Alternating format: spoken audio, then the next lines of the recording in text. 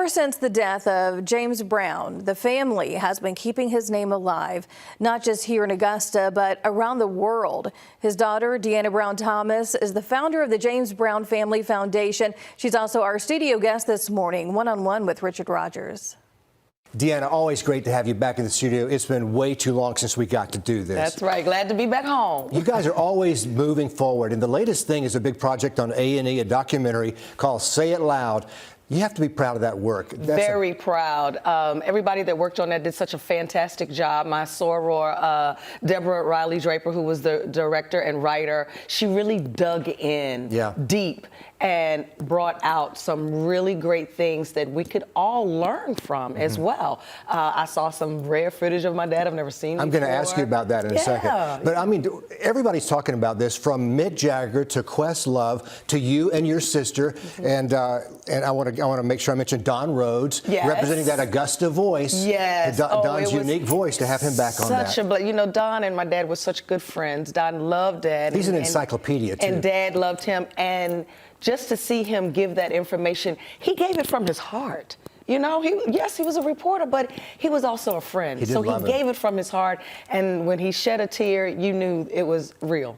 That is true. Now, you guys, we get into some story about your dad, but also there's some great music in this as well, in this multi-part. Tell me about some of the things that were new to you in this documentary. Well, some footage of my dad and my mom that I had never seen before. I even showed my mom. She was like, I don't remember that. I love it. And you know, I told my soror Deborah about the song Georgia Lina, because that's one of my favorite songs of Dad. It just wraps up his whole life. So to he used to say, born in Georgia, raised in Carolina. And so for that song to be in was important too. I really like that, because he talks about how much he loved Georgia and Carolina. There's the music, and then you guys dig deep, and you don't gloss over anything. There's the good, there's the bad, there's the ugly. Tell me about that kind of truth, you know, this kind of a bare face.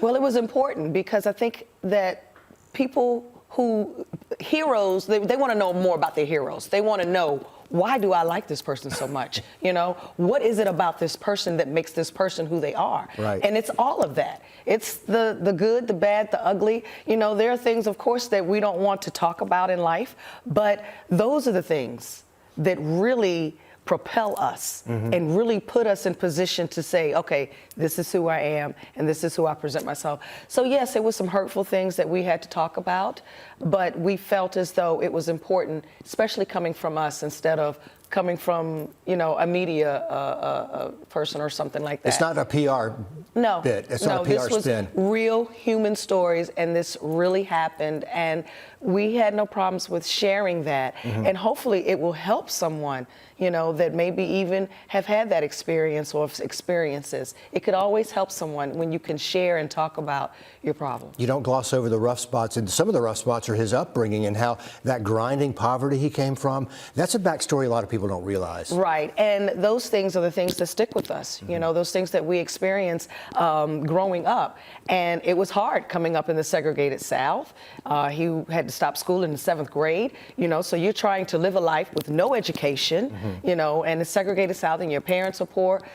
He had nothing to spring forth from. Right. He had no platform to spring from. He always would tell me, Daddy, you live a different life. You know, you're born into all of this. It's already worked out for you. You know, it wasn't worked out for him. No, it wasn't. It was already worked out for me. And, and so he would always remind me of that and make sure that I live my life in that way. And I always remember anytime he was on the national stage, whether it was a late night talk show or something else, he was going to name drop Augusta, Georgia in there. He loved Augusta. Everywhere he went, whether they could understand English or not, he would let everybody know that Augusta was his home. He was proud of that. All right, A&E, it's called Say It Loud, and I hope you'll look it up if you missed it. It is streaming on Hulu and Prime. There you go. It's all out there right now as we speak. You guys had a big announcement recently with the James Brown Family Historical Tours.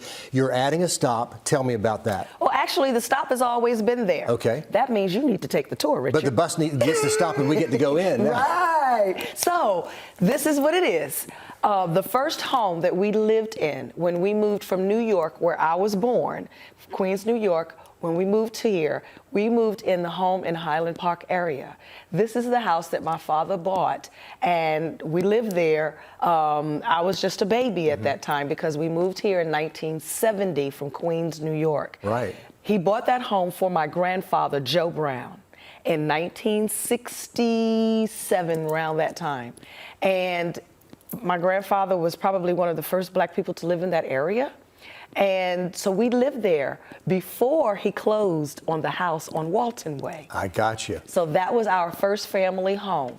A lot of people remember the stop on Walton Way because of the Christmas decorations you guys would put out, and, Yes, and everybody would stop exactly. at the house. Exactly. And then he ended up at Beach Island, and this is where I have to make an apology here. Right. We thought it was the Beach Island estate you were about to open. Are there still plans to open the estate one day to the public? Well, it would be nice. Unfortunately, I won't have anything to do with that. You think it'll be beyond your years? Not that. It's just that it's in someone else's hands. I see. And we're not included in that program. What a shame. Do you know what the overall plans are for those people holding the cards? I do not know what their plans are. And if you hear that that will happen, it's not the family, because we are not included in that particular project. Well, I am sorry to hear that. And the fact is, you and I took the tour ourselves. You took me through So you years got ago. it, right? I got the Yes. tour, and we're going to roll some of this video because Good. people still love it. People That's still right. click on it. You took us through the foyer area. We saw the tour That buses home parked was off to the side. bought because my mother loved that home in Beach Island. That's why my father bought that home, because my mother liked it. It's beautiful. Of course, he renovated it and Yeah. changed it, and you got to see that when I took you through. Absolutely. And gave you some great stories that, thank God, you got. Well, I'm glad too. And even since reposting it recently, we've had like 10,000 views on it. So Wow. hopefully it'll take off even more, and people Yes. will see the estate the way you saw the estate. And just not to give away too much of it, Yeah. but there's room after room after room where you have great stories about your Of dad. course. The place comes alive with you talking about it on that We video. lived there. We spent our lives there, and the reason my dad bought that home was because my mama said it was that home and another home in Beach Island, and it was because she liked it. So I do hope that whatever works out, it works out best for his fans, because that's who's important at this time. Well, one day we will be watching if that develops. In the meantime, you can take the tour with you and me, That's right. and we'll walk you through the and James Brown we'll give you estate. some real family stories. It's the original James Brown Boulevard And out there. someone else lived in the home that we're opening up now, another famous person. But you got to take the tour to get that. Oh, that's a great tease. Now, there's a great tease right there. Now, since you were so young, do you have any memories of that home as a kid? Yes, I do. I have a lot of memories of that home. Okay. Pretty much all of my brothers and sisters lived there at some point in time. We're telling the James Brown story, and you're right. I got to get on the bus, That's and right. I need to learn a lot more about a man I thought I knew. A man I thought I knew. Your birthday twin. You can learn some We more. are absolutely birthday twins. Listen, you guys have been doing great work for years because you're keeping all of this alive. And I'm talking about the turkey drive, the toy drive, JAMP, keeping the music alive. Talk about the foundation and why you do what you do.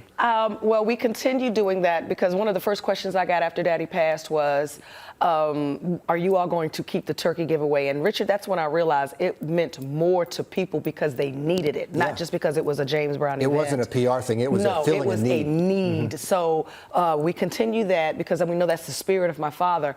But JAMP is the real baby. That's the real passion. You love that, don't you? I love that, and I could talk about that all day. Y'all got more time? Anyway, but I believe that if my dad was alive, that he'd probably be going down to the school every day. We have classes at the Augusta Museum of History, and I know that my dad would be sitting up in that class trying to, be cool with the kids and teach them stuff. Or snapping them straight when they miss a Definitely cue. that. They get it from me, but they really get it from him. Right, horns, you got to tighten up. What it does is it shows him as a young boy. He was on the streets. He was doing a lot of things as a young boy because of his situation. He came into music, and that's what saved his life. Mm-hmm. And in this situation, we see children grades get better, behavior get better. We see their parents shocked because they didn't know that their children had that much talent. Put a little love in a child, and you'll see a miracle happen. And for families interested, do you do auditions year after year with this? Please check out our website. Go to jamesbrownfamilyfdn.org. All right. We have the information right there, and we we just love to have your child. We pulled all these pictures from your website. You're doing I love great work, and we couldn't. Look at that. Isn't it This something? young man, Daniel Sapp, he's our musical instructor, born and raised right here in Augusta, Georgia. Right. And you know, it takes time and patience to work with children, to teach them music. You're a drummer. I'm a drummer. You understand? It helped me through school for See? sure. Probably kept me out of a lot of trouble too. See? Deanna Brown-Thomas, always great to have you. And Always. congratulations. Continued good luck with this progress. Thank you, Richard. Thank you.